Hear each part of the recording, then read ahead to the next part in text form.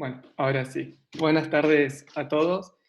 Eh, Muchas gracias a todos por interesarse en la charla y participar. Hoy tenemos a Nicolás Brown, que es ingeniero industrial, tiene un magíster en energías renovables, fue el gerente de cambio climático en el gobierno de la ciudad de Buenos Aires y es docente, investigador, consultor y nada, nos va a hablar sobre sobre las energías renovables y por qué son una opción más racional.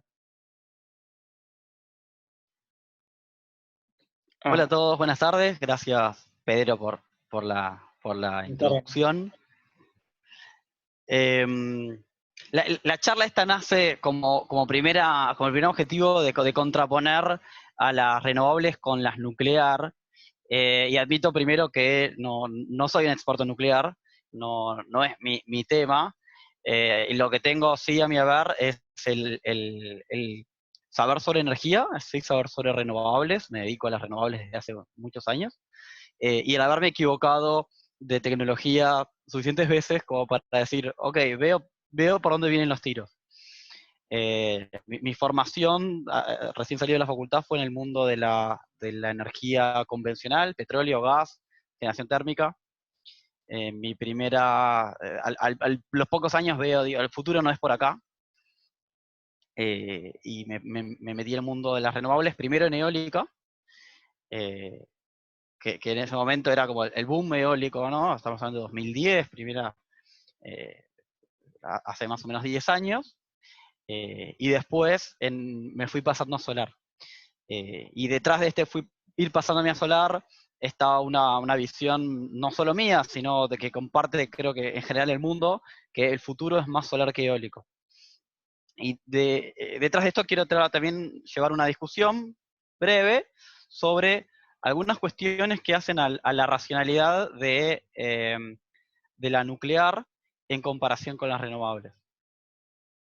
Hay una, eh, Hay una historia conocida del mundo nuclear, que creo que hasta tiene un dibujito animado por Walt Disney, que decía que la energía nuclear era como un genio en una botella, que la persona que lo descubre, el genio le dice, yo te voy a matar, porque yo me quedé con tanta bronca con las personas, porque habré quedado encerrado en esta botella, que te voy a matar. Y esta persona lo termina engañando al genio, lo vuelve a encerrar en la botella, y después le dice, no, bueno, te vuelvo a sacar de la botella, pero solo si me cumplís 3 deseos. Y de alguna manera, como compara esto con la energía nuclear, o como con lo nuclear, el te voy a matar es la bomba, y los 3 deseos eran, primero, energía ilimitada, segundo, salud, alimento y cosas materiales, y el tercer deseo es que siga siendo siempre mi amigo. Eh, y después la historia es, ¿qué pasó con el tercero? Esa es la pregunta que se hace esta fábula, digamos, de la energía nuclear. Yo voy a agarrar otra alternativa del mundo de la nuclear. Y digo que eh, la energía nuclear se parece más a mi gato arriba de la impresora. Para los que vieron recién en la pantalla, yo tengo un gato. El gato duerme arriba de la impresora porque descubrió que la impresora está calentita, que la tengo, es como una estufita. Claro, pero mi gato no sabe leer, no sabe escribir, no sabe para qué sirve. Solo sabe que está calentita y que está bueno estar dormida arriba de la impresora. Y de alguna manera, la energía nuclear nos agarró como por ese lado, ¿no? Creo que sí, lo primero que vimos es, che, tenemos toda esta energía, ¿qué podemos hacer? Y una bomba. No es una respuesta muy evolucionada de pensar, es cierto. Y la segunda fue, ok, energía, es mejor que una bomba, pero es básicamente hacer hervir agua con energía nuclear. Estamos jugando con la estructura misma de los elementos para hervir agua, en lo que hace una pava eléctrica. Creo que desde esa perspectiva es como, ok, podríamos hacer mucho más con esto. Estamos usando una impresora de estufa, porque la nuclear tiene muchos más potenciales, mucho más interesantes que el calentar agua para usar energía. Y cuando los vamos a ver más en detalle, tienen otros problemas, sin meternos en el tema ambiental del impacto de la radiactividad, pero dejemos eso para el final, obviémoslo por el momento. La energía nuclear en Argentina, en particular, nace en un momento en donde estar en el grupo de los nucleares te posicionaba geopolíticamente. Era una señal geopolítica. Era el grupito de los que podían, eventualmente, incluso, en cualquier momento te hago una bomba, y fíjate. Te dejaba bien parado.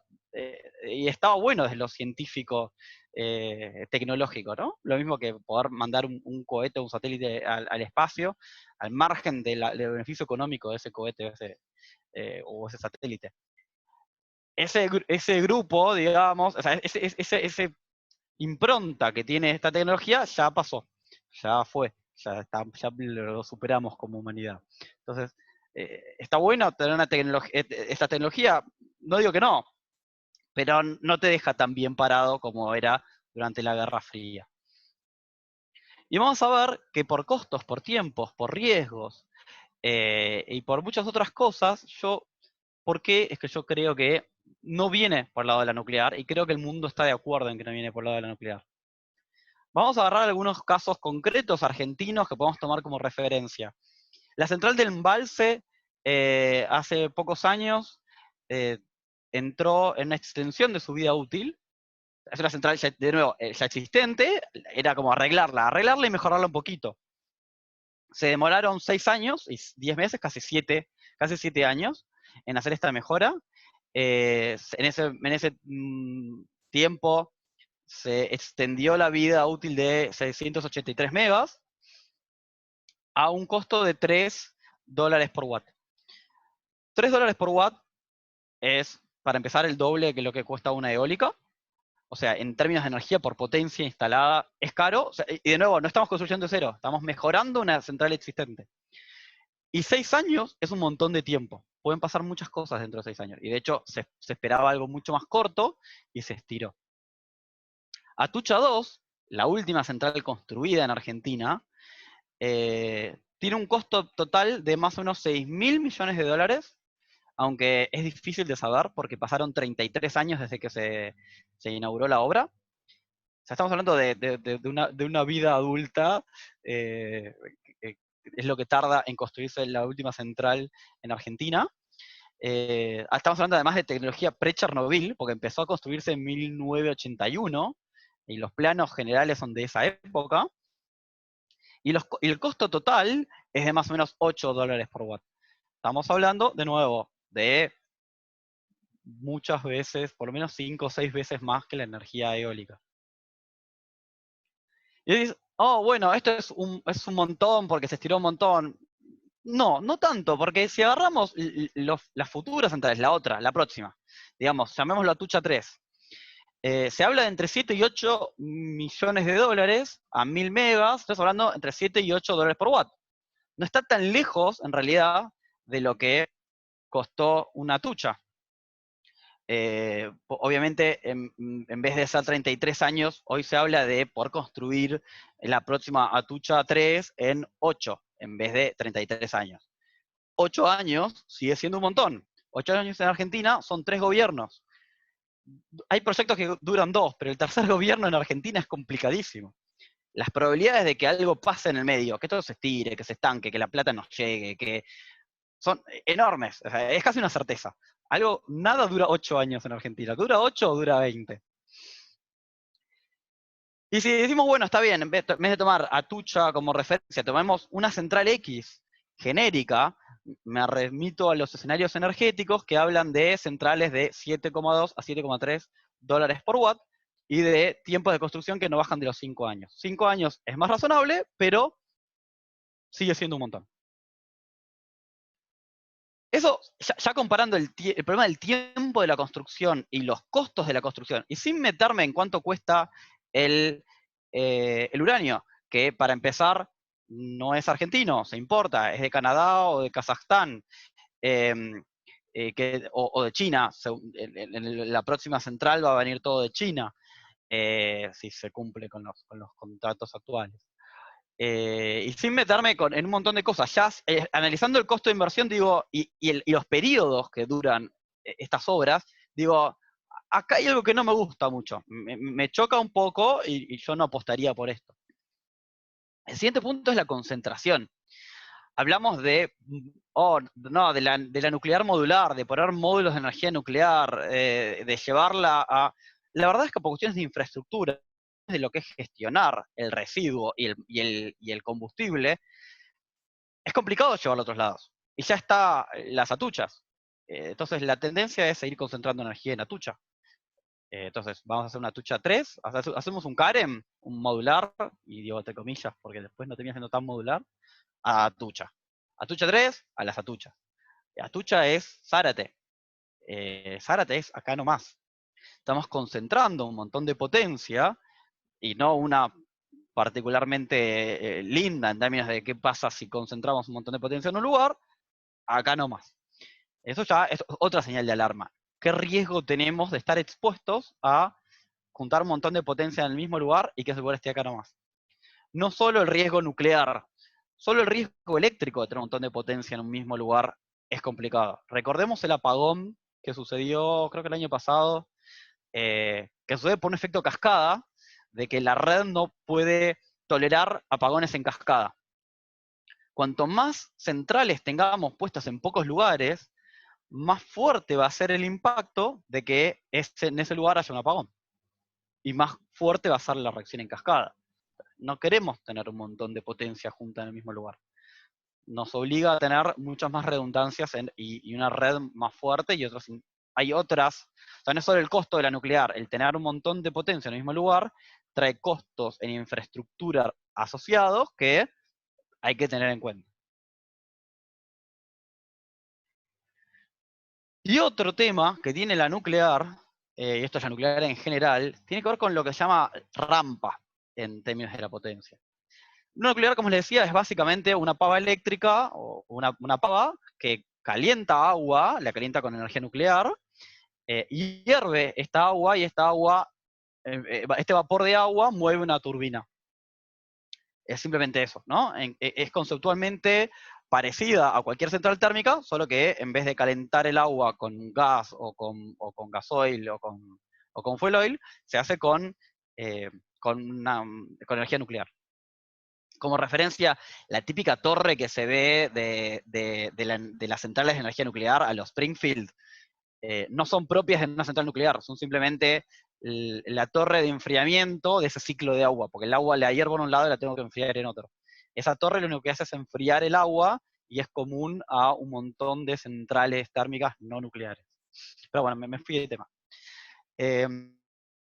Calentar un montón de agua, hacerla hervir y mover una turbina lleva tiempo. Más si esta central tiene un montón de controles y una operación súper compleja por cuestiones de seguridad como una nuclear. Entonces, más o menos tardo en encender una central nuclear y en ajustarle la potencia un día, en el mejor de los casos. Entonces significa que una vez que llegué a régimen de la central, yo quiero que la central esté generando todo el tiempo igual. Y eso puede traernos problemas. Sobre todo porque, bueno, la demanda varía en cada momento del día y además la renovable, que es de lo cual lo voy a hablar ahora, no se lleva muy bien con este concepto, porque el sol sale al mediodía, se pone en la noche, viento cambia su velocidad y cambia el aporte energético de la eólica. Entonces, desde el punto de vista eléctrico, la nuclear no se lleva bien con la renovable.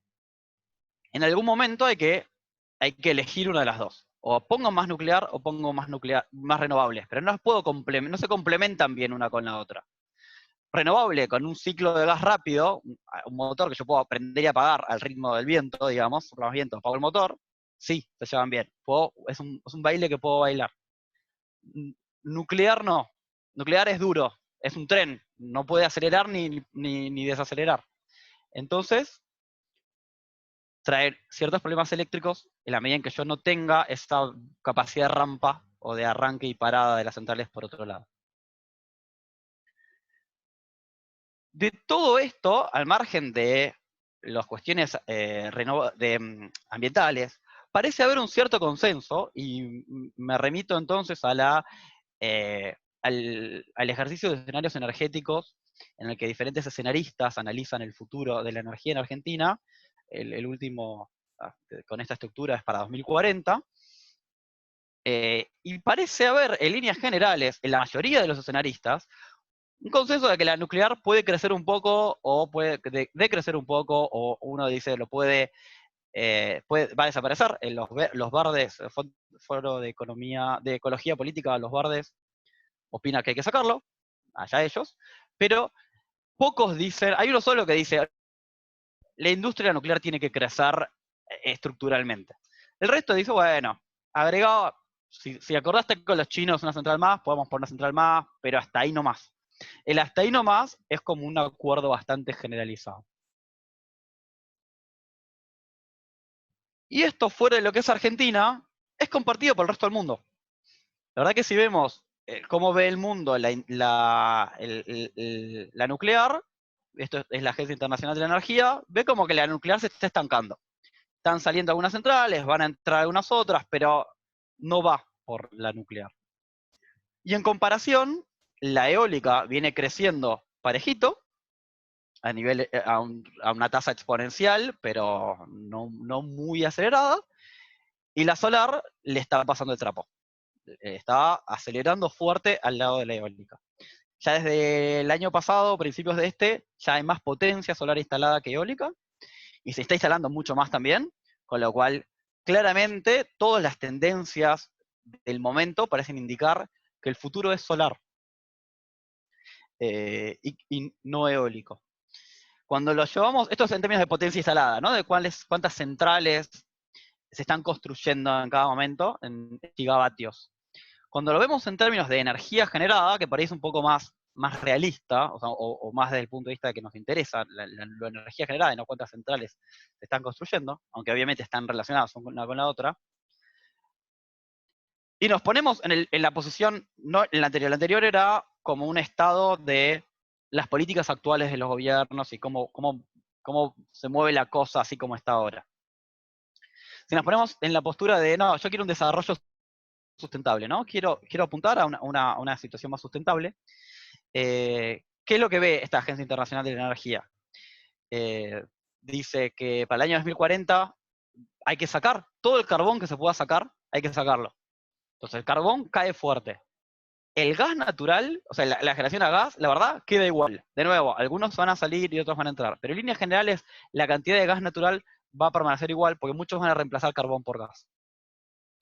La nuclear crece un poco. Y crece en el escenario de sustentable y no en el escenario, digamos, el común.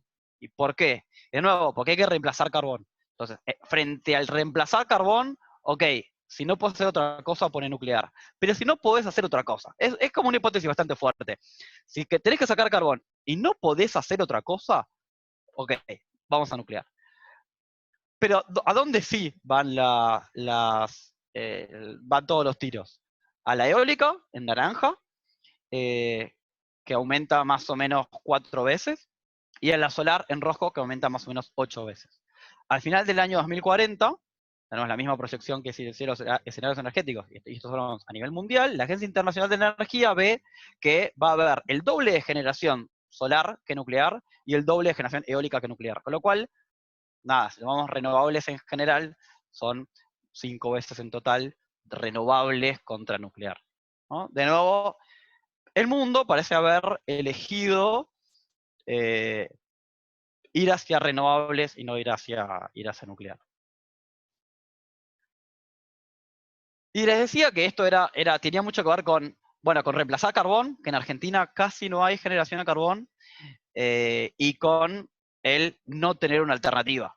Y la verdad es que alternativa no tiene, Argentina no tiene carbón y tiene todas las alternativas que quiera. Porque realmente los recursos renovables que tiene Argentina son fantásticos. Yendo al tema, recursos renovables, yo digo, literalmente tenemos el mejor sol y tenemos el mejor viento. Hay que agregarlo a la calle más larga y el río más ancho y hacemos una argentinidad al palo renovable. Pero realmente tenemos el mejor solar y el mejor viento del mundo. Con lo cual, la excusa de tengo que reemplazar carbón por nuclear nos queda lejísimo. Y acá voy a hacer un pequeño análisis histórico de la energía renovable, al menos de cómo lo viví yo desde lo personal. Y después para ver por qué, porque tiene que ver con esto de cómo la nuclear entró en algún momento y después como que se le pasó, y lo mismo pasa con la eólica de alguna manera. Cuando yo me decidí a estudiar energía renovable, allá en el 2010, hice una maestría. La maestría tenía 3 orientaciones. Uno era solar, otra era eólica, y el otro era de bioenergías. Los de bioenergías, los únicos que estábamos en el mercado energético, los que sabíamos de energía y estábamos metidos con centrales y conocíamos, hablábamos con gente de Camesa, estábamos en el palo energético, éramos todos eólicos. Los de bioenergías eran agropecuarios curiosos, digamos. Era tipo, yo tengo este campo y no sé qué hacer, vamos a ver qué onda con esto de la bioenergía. Y los solares eran todos hippies. El enfoque solar era el futuro, el ambiente, alejado, la verdad, de la realidad técnica económica del momento. Pero quizás visionarios en el sentido de que la verdad es que el futuro les terminó dando la razón, porque si bien en ese momento la energía solar era 7, 10 veces más cara que la eólica, en la práctica terminó cayendo de precio a un punto de sale competitivo y ganarle de hecho. ¿Qué es lo que pasa con la solar y por qué al final digo que el futuro no es, con la eólica digo por qué el futuro no es eólico? La eólica es la energía alternativa por excelencia. Cuando hablo, a mí no me gusta hablar de energía alternativa, porque como vimos recién, la energía renovable va a ser 5 veces más que la nuclear. O sea, ¿de qué alternativa hablamos si la nuclear es una convencional y 5 veces más va a ser alternativa? No tiene sentido. Pero no hablando de alternativas, hay que darle la derecha a la eólica, que fue la primera que se le paró a las convencionales y les dijo, no, hay una alternativa.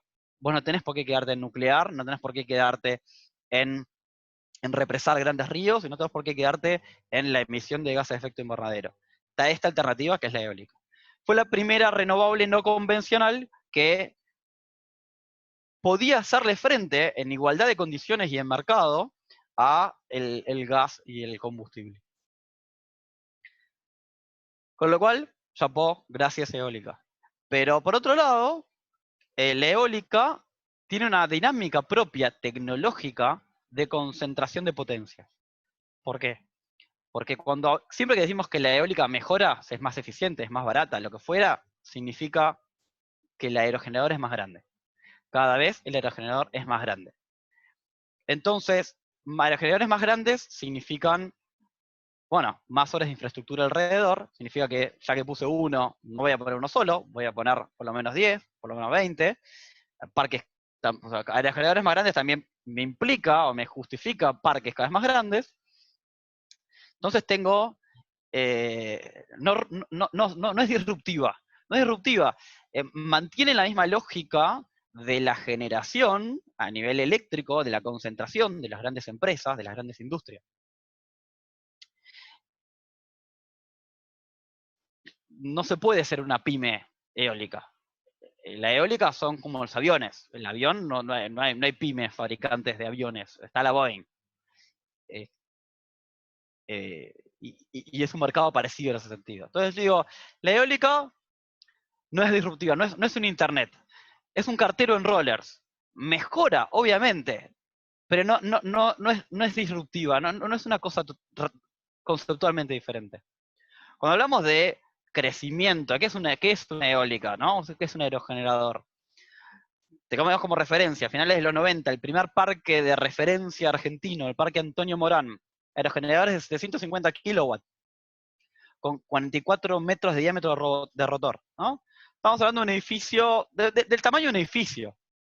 Un aerogenerador importante, uno lo mira y dice, ah, ese es grande, es un aero grande.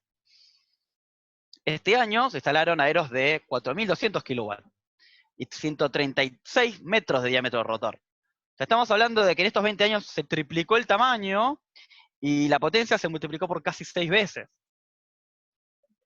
Es algo imparable. Y un aerogenerador de 136 metros de diámetro de rotor es una cosa gigantísima.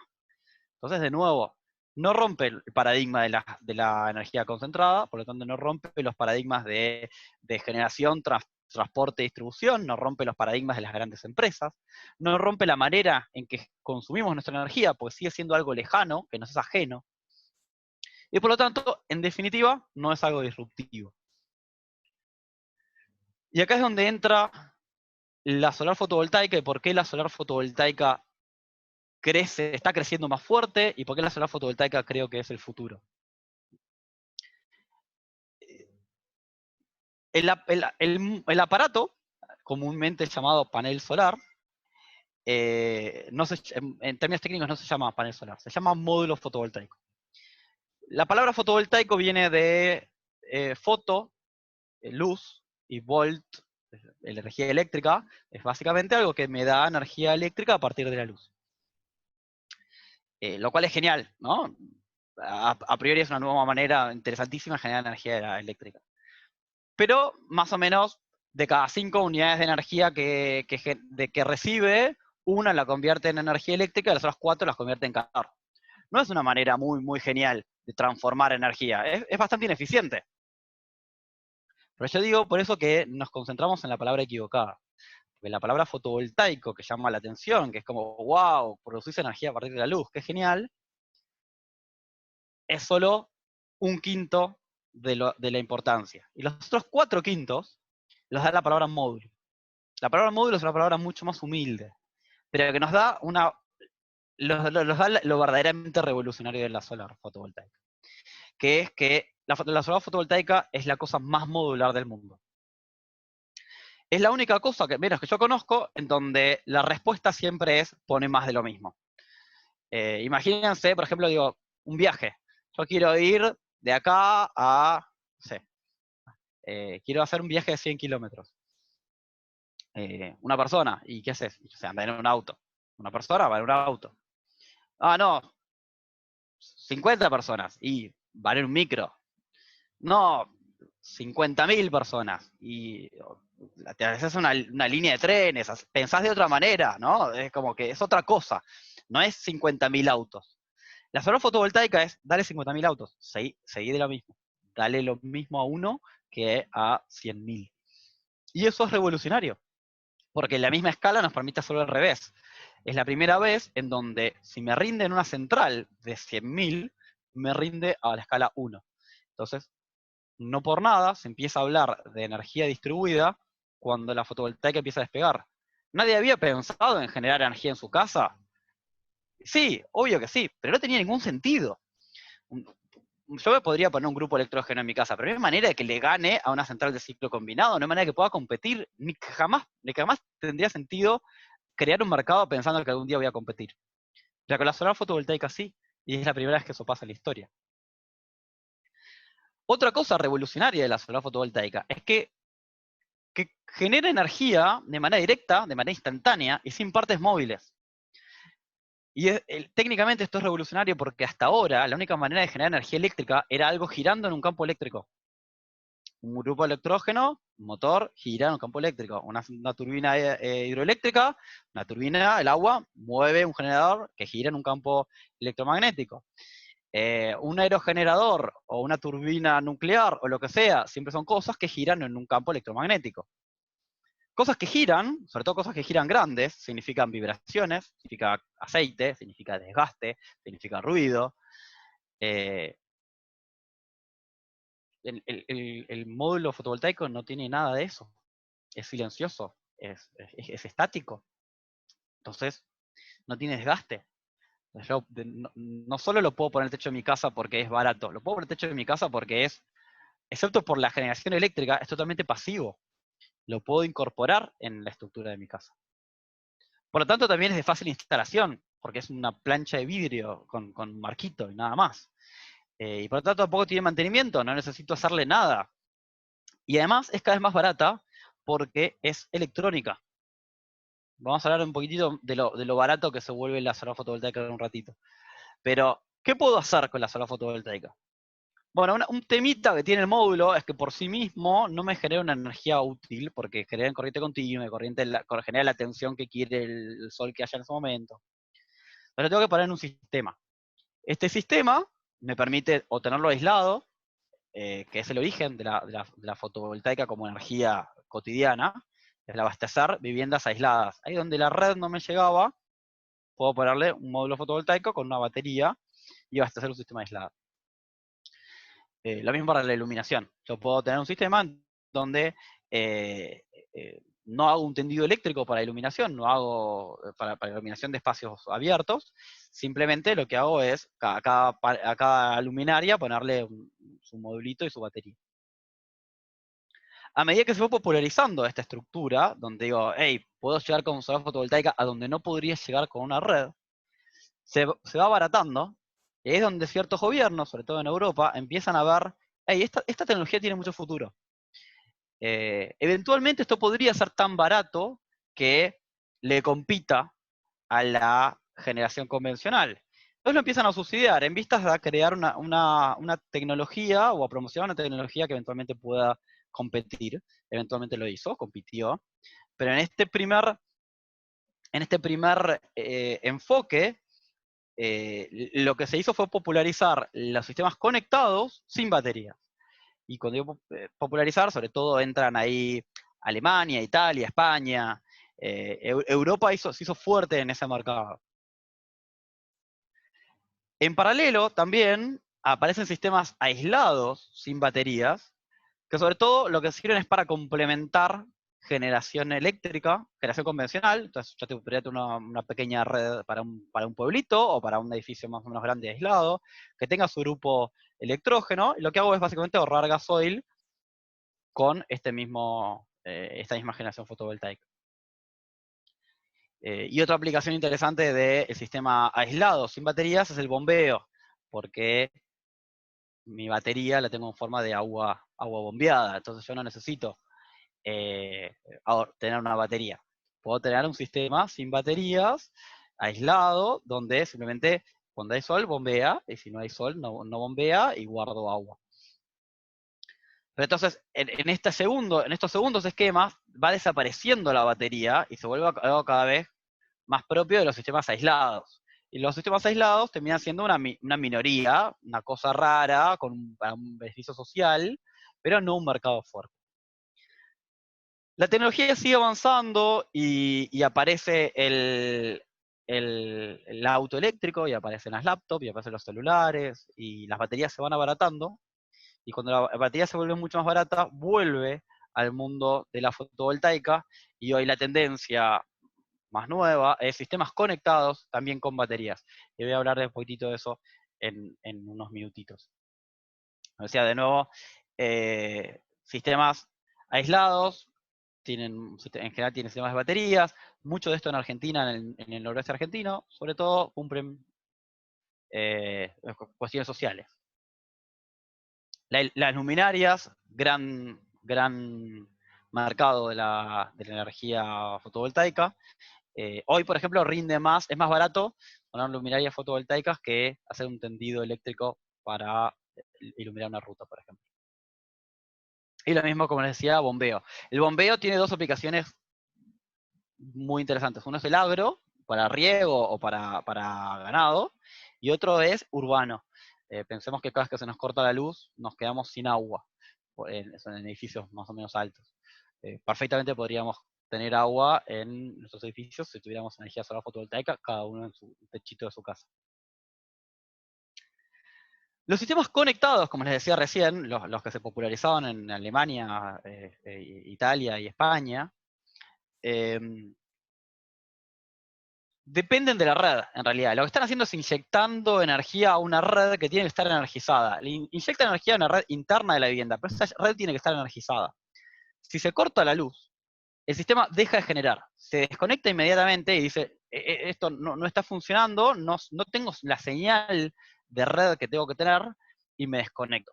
Entonces no solo uno con un sistema conectado a la red, conectado a la red, uno no solo no sigue consumiendo energía, o sea, se te cortó la luz igual que a cualquier otro, sino que además el sistema deja de generar y perdés esa energía que habrías generado. Pero bueno, el resto del tiempo uno genera energía, la puede vender o ahorrar la energía tomada de la red eléctrica y obtiene ese beneficio económico, digamos, más allá de la cuestión ambiental. ¿Qué pasa entonces frente al corte de luz y qué tecnología aparece? Como les decía recién, la batería. Vuelve a aparecer la batería con un rol diferente. Ya no es, tengo un sistema aislado y tengo que abastecerme de energía de noche, o tengo que aguantar 3 días porque puede haber una tormenta larga y estoy sin luz. Sin sol, digamos. Estoy sin sol. Aparece con un rol nuevo que me permite, primero, cubrir cortes de luz. Segundo, cambiar la cantidad de energía o sea, bajar la cantidad de energía que yo inyecto y la cantidad de energía que yo tomo de la red. Porque pensemos que cuando si a mí me sobra energía al mediodía, la inyecto, la vendo, esa energía que vendo, la vendo barata, porque el distribuidor no está dispuesto a pagarme mucho por la energía que yo le vendo, pero cuando yo la compro a la noche, la compro cara, porque el distribuidor me cobra la diferencia, el valor agregado de distribución. Entonces me dice, me cobra más caro esa energía. Yo tengo una batería, nunca inyecto, nunca tomo, me autoconsumo de la batería, y entonces esa diferencia de precio me la ahorro. Estoy como autoconsumiéndome toda la energía. Entonces no solo me cubro frente a un corte de luz, además mi energía vale más. Y además, si me sobrara energía, puedo decidir en qué horario del día inyectarla a la red. En Argentina, los residenciales pagan lo mismo por la energía de cualquier hora del día, pero los industriales no. Entonces, un industrial podría bajar su consumo de potencia o decidir inyectar energía en una hora en la que vale más la energía. Entonces, tiene aún más beneficio económico. Y además, tenemos una cuestión de eficiencia que es menor, pero como si tenemos estabilidad de la tensión de la batería, tenemos un poquitito más de generación. Por todas estas razones, hoy está virando hacia los sistemas híbridos. Los sistemas híbridos son los que pueden funcionar conectados o desconectados, pero con muchas menos baterías, pues ya no necesito estar 3 días sin sol. Con estar unas pocas horas me alcanza, con un poco de horas de energía almacenada, yo hago esta maniobra de autoalmacenarme al mediodía y consumirla a la tarde, y me aguanto un corte de luz. Entonces necesito muchas menos baterías, y son sistemas más simples y más estandarizados también, porque las baterías pasan a ser sistemas más comunes. Como le decía, el módulo es una pieza fácil, una pieza simple, la puedo incorporar en los edificios y puedo repensar la arquitectura en función de estos módulos, creando espacios que de otra manera habría sido como una especie de media sombra, pero que son interesantes, son lindos desde lo arquitectónico, cumplen un nuevo rol, no solo es una fuente de energía, sino que además pasan a ser parte de los edificios. Y como les decía, hay un montón de aplicaciones en lo rural para riego, para alimentar ganado, para alimentar escuelas o localidades aisladas en el agro, para iluminar, para un montón de cosas en donde la actividad rural, que le cuesta más el tener tendido eléctrico para todos lados, bueno, ahí la aplicación fotovoltaica es particularmente buena. Un caso que me gusta analizar particularmente, principalmente, bueno, yo trabajé en este proyecto y me fui muy contento de la participación, proyecto de Villa 31.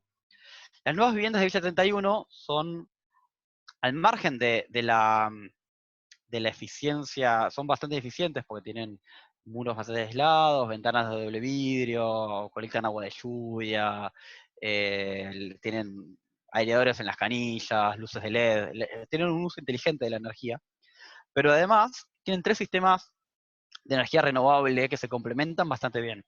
Uno, el principal y el que ocupa la mayor parte del techo, es inyectar energía a la red, que hace que a los consorcios de estos edificios les sobre energía, y de hecho la idea es que con esos paneles, con la energía que venden con esos paneles, se paguen el mantenimiento del consorcio. Y más o menos las cuentas dan ahí, y es súper interesante verlo desde ese punto de vista, ¿no? O sea, tienen edificios cuyos consorcios no gastan plata porque no se abastecen de expensas, sino de la venta de energía. Pero además tienen dos sistemas solares complementarios que me parecen incluso más interesantes. El primero es bombeo solar, y el segundo es energía solar térmica, del cual no voy a hablar, pero es otro mundo interesantísimo, que es básicamente calentar el agua con el sol. ¿Por qué digo que esta complementariedad es más interesante? Porque si yo tengo bombeo solar y tengo solar térmica, incluso en un edificio que es todo eléctrico, se corta la luz y yo sigo teniendo agua caliente. Puedo darme una ducha eh, decente, aunque no tenga luz. Y eso es una manera nueva de concebir la energía, no es el tantos kilovatios hora y tanta conexión eléctrica, es el derecho a la ducha. La ducha, que es un derecho que perfectamente podríamos universalizar, porque la tecnología nos lo permite. Es una nueva manera de concebir la energía, como un bien vinculado con el acceso al agua y el acceso a la salud. Les decía que íbamos a hablar más adelante del tema del costo de la solar fotovoltaica. La verdad es que la solar fotovoltaica es de las cosas que más bajaron de precio que yo conozca. Como les decía, en 2010, cuando yo empecé a estudiar el mundo de la renovable, la solar fotovoltaica era carísima, hoy le compite la eólica y sigue bajando de precio. ¿Por qué? Porque la solar fotovoltaica es electrónica. Y la única otra cosa que baja tanto de precio en el mundo que yo conozca es la electrónica. Y por ahí a veces es un poco engañosa la comparación, porque, o al menos es difícil de ver, porque uno dice, bueno, un celular cuesta lo mismo ahora que hace 10 años, más o menos. Sí, pero un megabyte en un celular, o un megapíxel en la cámara, en una cámara, o un petaflop en un procesador, son mucho más baratos ahora. Cuando yo compré mi primer computadora en los 90 tenía 40 megabytes. Y recuerdo el número porque junté la plata para cada megabyte. Hoy 40 megabytes son los mails que mando en un día. Porque se abarató tanto que hoy el megabyte es casi gratis. La misma lógica sigue toda la electrónica, y la fotovoltaica es electrónica. Entonces sigue la misma lógica de abaratamiento exponencial. Cada vez se produce más, cada vez hay más fábricas, y cada vez estas fábricas hacen que las cosas sean más baratas, y esto cada vez es más barato, y cada vez se produce más, porque hay más demanda, porque es más barato, y eso hace que se abarate aún más. O sea, parece tener un piso vinculado con el costo de los materiales. El módulo fotovoltaico a la larga es vidrio, silicio, es aluminio, pero todavía tenemos espacio para seguir bajando de precio. Esta es la curva de costos, por ejemplo, de los sistemas fotovoltaicos instalados en Alemania. En Argentina estamos un poquitito más arriba, pero no mucho. Y se ve como es claramente exponencial desde 2006 hasta 2019, cómo cayó y sigue cayendo, ¿no? Todos los años sigue cayendo. Pero como les decía, lo interesante no es, o sea, por lo lado que es barato, porque si no fuera algo barato no estaríamos hablando de la energía solar. Si fuera algo súper caro no estaríamos hablando. Pero, de nuevo, lo revolucionario no es que sea barato. Lo revolucionario es la economía de escala. Si yo instalo 10 kilowatts, por ejemplo, que puedo instalarlo en el techo de una casa perfectamente, estos precios son un poco viejos. Hoy 10 kilowatts están a $2 el watt. Digamos 2,5, porque me puede salir un poco caro, lo que fuera. Si yo instalo 100 megawatts, y estamos hablando de 10.000 veces más grande, sale un poquitito menos de $1 el watt. Entonces significa que si yo instalo algo 10.000 veces más grande, me cuesta la tercera parte. La tercera parte es lo que cuesta la segunda unidad cuando uno va al supermercado. 70% de descuento en la segunda unidad. La segunda unidad. Entonces, que algo sea 3 veces más barato, cuando yo compro 10.000 veces más, habla de una economía de escala bajísima. ¿No? Y es algo loco. La mayoría de las veces yo compro una hamburguesa.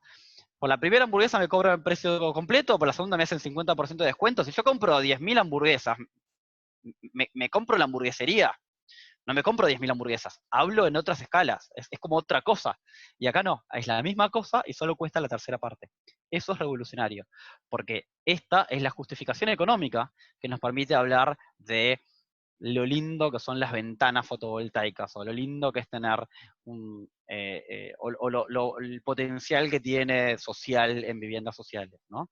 Porque tiene tan baja economía de escala que los avances en económicos que nos dan las grandes centrales aplican de manera directa a las viviendas o los comercios. ¿Cómo estamos en términos de energía renovable en el país? Digo que estamos mal, pero vamos bien.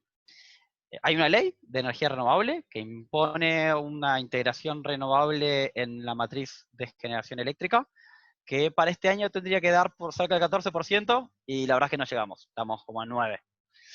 Pero si vemos la tendencia de cómo crece año a año, yo estoy bastante confiado de que en la medida en que este año repunte un poco y sacamos la cuarentena y aparezcan proyectos nuevos, creo que para el año que viene sí podríamos estar llegando a cumplir este 14, y quizás el año que viene tenemos que dar el 16, pero en 2-3 años nos vamos a poner al día con los objetivos de la ley, estoy bastante seguro. No voy a hablar un poco del mercado, pero sepan que si quieren después me pueden hacer preguntas sobre cómo es el mercado de las renovables en Argentina. Acá, como les decía, están entrando, hay proyectos en construcción, sí, hay un montón. Durante los últimos 2 años, en cada año se duplicó la potencia instalada. En 2018, la potencia instalada a fines de 2018 era el doble que la de 2017. En 2019 era el doble que el 2018. Perdón. Y si las proyecciones de 2020 se mantuvieran, que no va a ser el caso, final de 2020 tendríamos el doble de potencia instalada que el 2019. Todos los años duplicamos la potencia instalada del año anterior. Con lo cual, Argentina está en un crecimiento exponencial explosivo, parado por el crecimiento exponencial explosivo de la pandemia, pero ese es otro tema. Podemos ser optimistas, y hay muchas razones para ser optimistas acá. Pero como les decía, al margen de que los números estos son apabullantes en cantidad de potencia, en cantidad de energía, no creo que sean los más divertidos o los más interesantes. Creo que el mundo interesante hoy está en el potencial de lo distribuido.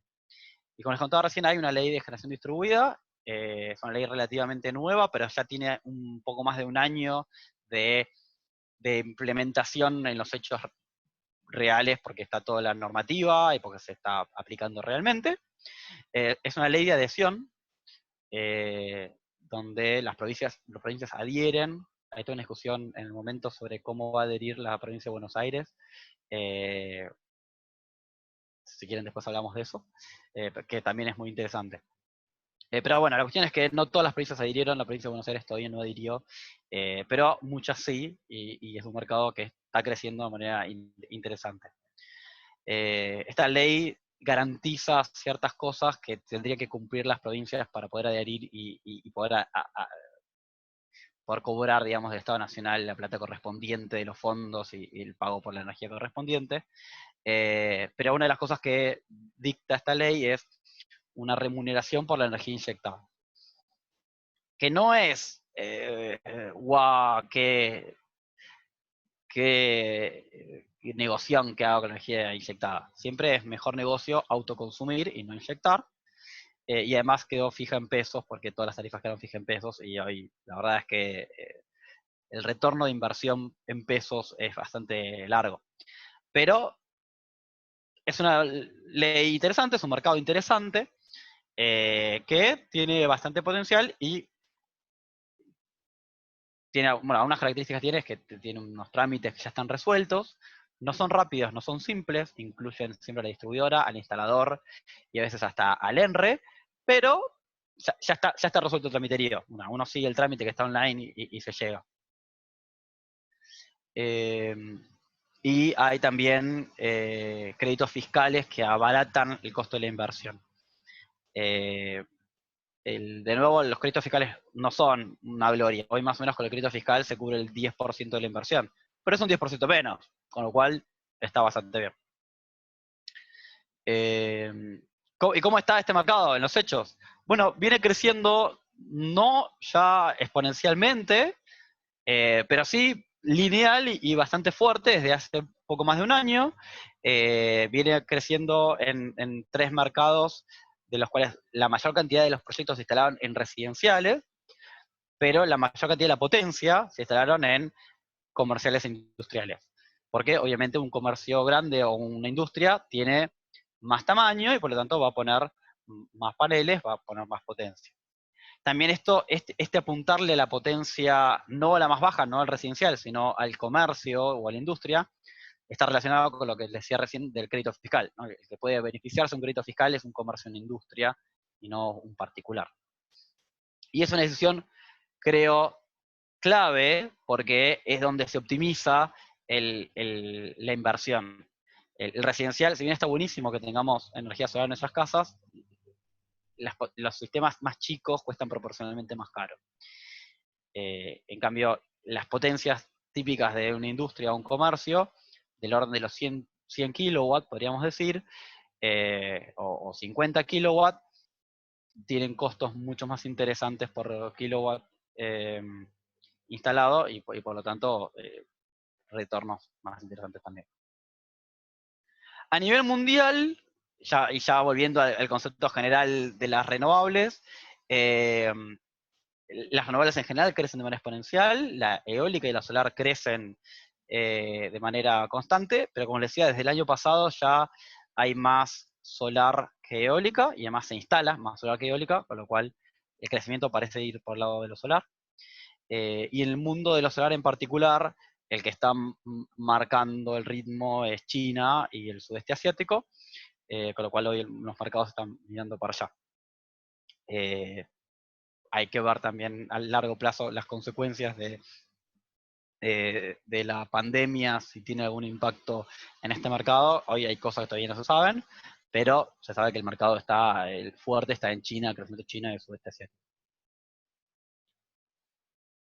En conclusión, no me metí adrede en lo que es el concepto de que si la nuclear es limpia. Primero, una aclaración. ¿La nuclear es limpia? No lo voy a responder. No emite gases de efecto invernadero. Entonces, ¿está bueno reemplazar carbón por nuclear? Probablemente sí. Tiene un montón de otras cosas de no limpieza que no puedo juzgar porque no soy experto en el tema. Pero sí les puedo decir que en términos de la estructura eléctrica, en términos de lo económico, del riesgo político de una inversión de 8 años, en términos de retorno de la inversión propia de, a margen de si está mañana, yo compro mañana la central Atucha 3, ¿rinde económicamente? No. No rinde, porque aún obviando el periodo de la construcción, sigue siendo una obra cara, y por la energía que genera. Y estamos hablando de que las renovables crecen a ritmo exponencial y que una obra de energía solar o eólica se construye en menos de un año, ¿no? Estamos hablando de que la nuclear estamos en 8 contra 1. Mucho más rápido, más barato y ambientalmente más responsable. Y más distribuido, con lo cual eléctricamente también es mejor. Con lo cual hay un montón de ventajas por las cuales Argentina tiene que apuntar fuerte a las renovables y quizás el futuro de la Argentina no sea nuclear, sino sobre todo la eólica y la solar. Dentro de las renovables, el mundo parece haber optado primero por la eólica, en parte porque la eólica era, como les decía, más parecido a lo convencional, había que innovar menos, entonces estaba bueno, era más fácil, tenía el camino más allanado. Tecnológicamente también es más convencional. De nuevo, la eólica es algo girando dentro de un campo eléctrico, con lo cual no era tan rara la tecnología eólica. La solar era una cosa mucho más revolucionaria y por lo tanto tardó más en arrancar, pero una vez que arrancó, dentro de su dinámica revolucionaria, le sacó varios cuerpos rápido. Y por último, esta energía solar que les sacó varios cuerpos rápido, que es modular, que es limpia, que es silenciosa, que no requiere mantenimiento, se puede instalar en los edificios. Todo nos plantea una nueva manera de relacionarnos con la energía. Ya la energía no es algo que está lejos, que hace una empresa grande, que no sé de dónde viene. Yo enchufo algo y hay electricidad en la pared. No, la energía cuando está en nuestra casa es algo que nosotros hacemos. Es algo con lo que nos vinculamos. Y de alguna manera creo que el vincularnos con la generación también nos lleva a vincularnos con el consumo. Y me imagino que la persona que está orgullosa de su sistema fotovoltaico también va a estar orgullosa de haber ahorrado y va a competir en su consumo con su generación. Y que va a ver su generación y su consumo de energía como la misma cosa. Y esta creo que es la última de las revoluciones de la solar vinculada con lo distribuido, que tiene que ver con la revolución en cómo pensamos a la energía, no solo cómo la generamos. Y con eso sí, cerramos y muchas gracias. Está abierto para preguntas. Si hay preguntas, no sé cómo estamos de tiempo. Muchas gracias, Nico. Son las 7:05. Si no Ah, tenés, me recontrapasé. Ok, hay, hay 2 o 3 preguntas. ok. Pero, ¿Querés leerme alguna? o si no, que pregunten ellos, pero como quieran los que preguntaron. Bueno, la de Juan Carlos respondió, así que. Después, María Silvia preguntaba qué tan amigables con el ambiente son las baterías. Eh, si uno las tira, pueden ser bastante malas. Las más nuevas no son tan graves. Las viejas, las de plomo, sí. Pero hoy son reciclables. Son reciclables en su totalidad. Y hay un mercado interesante del reciclado de las baterías. Quizás no en Argentina, todavía es algo nuevo, pero lo mismo que el módulo fotovoltaico en sí. Hay un mercado del reciclado, digamos, de baterías y módulos fotovoltaicos que está creciendo rezagado respecto al mercado de la fabricación, como corresponde, pero de manera constante. Y por lo tanto es un asunto interesante para ver, pero no es algo para eh, descartar el mundo de las baterías. Gracias, Nico. Y después estaba Santi, no sé, Santi, ¿querés preguntarle vos? Hola Sí. Nicolás, ¿qué tal? ¿Se me escucha? ¿Sí se escucha, Santiago? ¿Cómo estás? Perfecto, bien, bien. No, mira, te quería preguntar, no, yo te había comentado algo sobre por los proyectos, lo que es el mercado, ¿no? Eh, eh, con lo que tarda en amortizar, ¿no? Los proyectos, que hoy más o menos son 8 años, no sé.